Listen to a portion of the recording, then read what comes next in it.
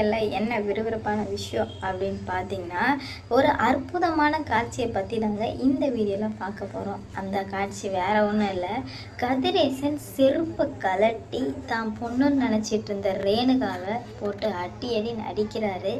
எதனால் அடிக்கிறாரு, உண்மையெல்லாம் தெரிஞ்சிருச்சா இல்லையா அப்படின்னு சொல்லிட்டு தாங்க இந்த வீடியோவில் பார்க்க போகிறோம். உண்மையிலுமே இன்றைக்கி ரொம்ப பெரிய ட்விஸ்ட் இருக்குங்க. அந்த ட்விஸ்ட்டை பார்க்கலாம் வாங்க. இப்போ என்ன நடந்துட்டுருக்கு அப்படின்னு பார்த்தீங்கன்னா, 50 லட்சம் விஷயத்தில் ரொம்பவே மும்முரமாக இறங்கிட்டாரு கதிரேசன். ஏன்னா இதில் 50 லட்சத்துக்காக மட்டும் இல்லை, சுடரை நல்லா வாழ வைக்கவும். எப்படி வாழ வைக்க முடியும் அப்படின்னு பார்த்தீங்கன்னா, மல்லி கூடவே இருக்கிறதுனால தானே இப்போது என் பொண்ணும் மாப்பிள்ளையும் பிரிஞ்சிருக்காங்க. எனக்கு என்னமோ நிஷாவும் கதிரேசனும் பேசிக்கிற ஒரு விஷயம். நிஷா சொல்கிறான், அப்பா எனக்கு என்னமோ இவ தான்ப்பா அந்த 50 லட்சத்தை திருடிப்பான்னு தோணுது. எப்படி ஒரு துணிச்சலே இல்லாமல் இவ எப்படி வீட்டுக்குள்ளே வந்தா, ஒரு பயம் இல்லை எதுவுமே இல்லாமல் எப்படிப்பா வந்தா? அப்போ இவன் முன்கூட்டியே இந்த வீட்டுக்குள்ளே வந்திருக்கணும். அப்போ இவன் 50 லட்சத்தை இப்போ தான்ப்பா எடுத்துருக்கணும். நான் அடித்து சொல்கிறான்ப்பா அப்படின்ற மாதிரி இவ சொல்லவுமே உடனே ஆமாம்மா எனக்கும் அதாம்மா டவுட்டாக இருக்குது அப்படின்ற மாதிரி சொல்ல, அப்பா இங்கே பாருங்கள், நீங்கள் விஜய் மாமாக்காகலாம் மல்லி மேலே கம்ப்ளைண்ட் கொடுக்காம இருக்காதீங்க. மல்லி மேலே கம்ப்ளைண்ட் கொடுத்து தீவிரமாக செர்ச் பண்ண ஆரம்பித்தாலே இவ தான் குற்றவாளின்னு தெரிஞ்சால் இவளை ஜெயிலில் பிடிச்சி போட்டுருவாங்க. நம்ம அக்காவும் மாமாவும் நல்லா வாழ்வாங்க, எந்த பிரச்சனையும் இருக்காதுப்பான்னு சொல்ல, ஆமாம் நிஷா, நீ சொல்கிற ஐடியா நல்லா இருக்குதே, நம்ம ஏன் யோகிச்சுட்டு இருக்கணும். போலீஸ்லேயே சொல்லிட்டு சப்பி தவறி மல்லியாக தான் திருநவளாக இருந்தால் அவ்வளோதான் இல்லை, நம்ம பொண்ணு வாழ்க்கை நல்லா இருக்கணும் அப்படின்னு சொல்ல, ஆமாப்பா அப்படின்ற மாதிரி சொல்ல, இங்கேயும் சுடருக்கு படன்னு இருக்குது. என்னடா இது, இம்மா பெரிய போலீஸ் வராங்க, பணத்துக்கு இந்த மாதிரி பண்ணுறாங்க. ஆனால் அவங்களுக்கு தெரியல பணத்துக்காக பண்ணல, உனக்காக தான் பண்ணுறாங்கன்னு. கடைசியில் இப்படி ஆப்பு வரும்னு சொல்லிட்டு அவள் எதிர்பார்க்கவே இல்லை. ரொம்பவே ஷாக் ஆகிட்டான். அப்போ என்ன நினைக்கிறேன் அப்படின்னு பார்த்தீங்கன்னா, ஐயோ நம்ம இன்னும் வசமாக மாட்டிக்க போகிறோம் அப்படின்ற மாதிரி நினச்சிட்ருக்கேன். இப்போ தான் ஃபோன் 2 ஃபோன் யூஸ் பண்ணுவான் இல்லையா, அதில் அன்னைக்கு 50 லட்சம் எடுத்தப்போ அந்த ஃபோன் மிஸ் ஆகுது, ஏதாவது ஆதாரம் கிடைக்குமா அப்படின்னு சொல்லிட்டு போலீஸ் டைம் சொல்லிட்டாரு. சார் இந்த மாதிரி 2 நாள்லேயே நீங்கள் தேடி கண்டுபிடிச்சி தரணும் அப்படின்னு சொல்ல, சரி சார் 2 நாளே முடிச்சிடலாம் அப்படின்ற மாதிரி சொல்ல, நான் வீட்டுக்கு வரேன்னு சொல்லுவேன். கதிரேசன் எல்லாருக்கிட்டையுமே சொல்கிறாரு, இந்த மாதிரி போலீஸ் வீட்டுக்கு வரப்போகிறாரு, ஏதாவது அடையாளங்கள் கிடைக்குமான்னு பார்க்க போகிறாரு சொல்லுவோம். அப்போ தான் இவருக்கு ஞாபகம் வருது, ஐயோ நம்ம அன்னைக்கு ஒரு தப்பு பண்ணிட்டோமே அப்படின்னு சொல்லிட்டு போகிறாரு.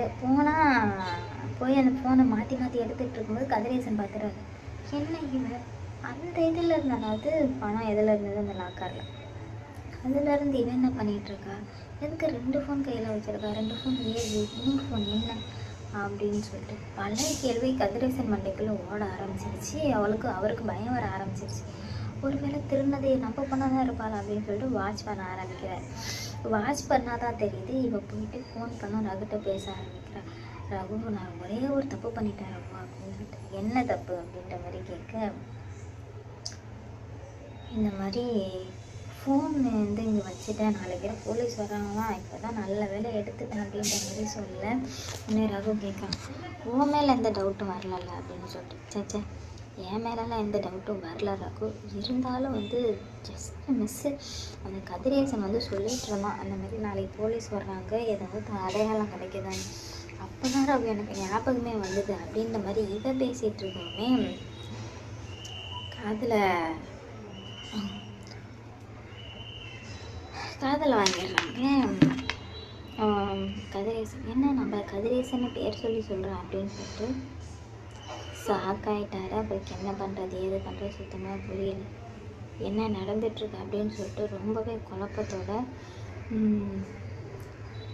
அப்போது இதை யார்கிட்டே பேசுகிறா, 50 லட்சத்தை திருநதி இவ தான் அப்படின்ற மாதிரி தெரிஞ்சிருச்சு அப்படின்ற மாதிரி கதிரேசனுக்கு தெரிய, மறுநாள் காலையில் ஆகுது, விரைச்சபடியே உட்காந்துருக்காரு, யாருக்கிட்டையும் பேசலை.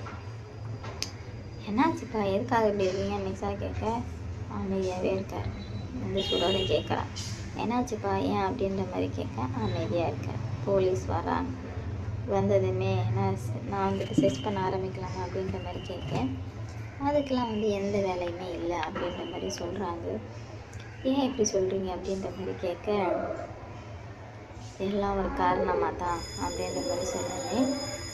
யார் எடுத்தா என்னன்னு சொல்லிட்டு எனக்கு எல்லாம் தெரிஞ்சிச்சு, நீங்கள் போங்க சார் அப்படின்ற மாதிரி சொல்ல போலீஸ்க்கு யார் வந்தாங்க.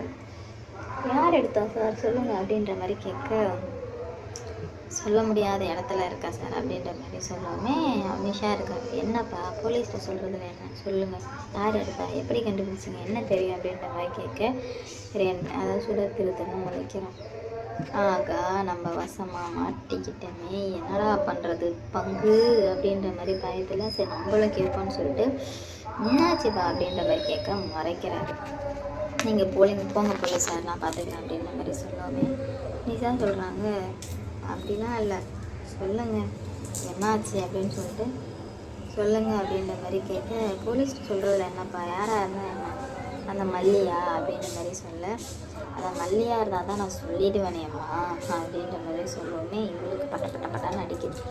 வேறு யாருப்பா, வேறு யார் சொல்ல முடியாத ஆளு இங்கே அப்படின்ற மாதிரி கேட்கவுமே தயவு செஞ்சு நீங்கள் போயிடுங்க போலீஸ் சார் அப்படின்ற மாதிரி சொல்லுமே ஃபேமிலி ப்ராப்ளம் அப்போ உங்கள் ஃபேமிலியில் தான் யாரோ எடுத்துருக்காங்க அப்படின்னு சொல்லிட்டு போலீஸ் ரேணுகாவை பார்க்க கன்ஃபார்ம் பண்ணிடுறாங்க.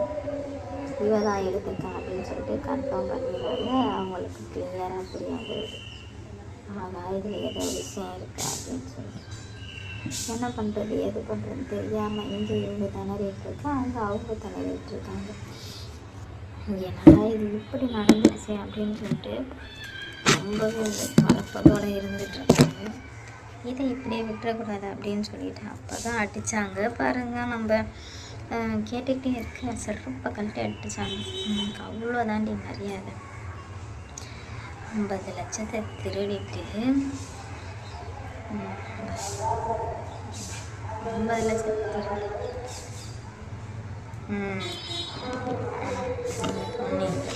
நீ என் பொண்ணே இல்லை, எனக்கு எந்த சம்மந்தமும் கிடையாது அப்படின்ற மாதிரி சொல்ல அப்போ தான் நிஷாவுக்கு தெரியுது. என்னப்பா அப்படின்னு சொல்லவும், இவன் நம்ம அக்காவும் கிடையாது, இவன் என் பொண்ணும் கிடையாது, இவளுக்கு நமக்கு சம்மந்தம் இல்லை அப்படின்ற மாதிரி சொல்கிறாங்க. என்ன நடக்க போகுது, ஏன் நடக்க போகுதுன்னு தெரியாமல் விழிச்சிட்டு இருக்காங்க. பார்க்கலாம் என்ன நடக்க போகுது அப்படின்னு சொல்லிட்டு. இந்த வீடியோ பிடிச்சிருந்தா லைக் பண்ணுங்க, ஷேர் பண்ணுங்க. இதுன்னு சப்ஸ்கிரைப்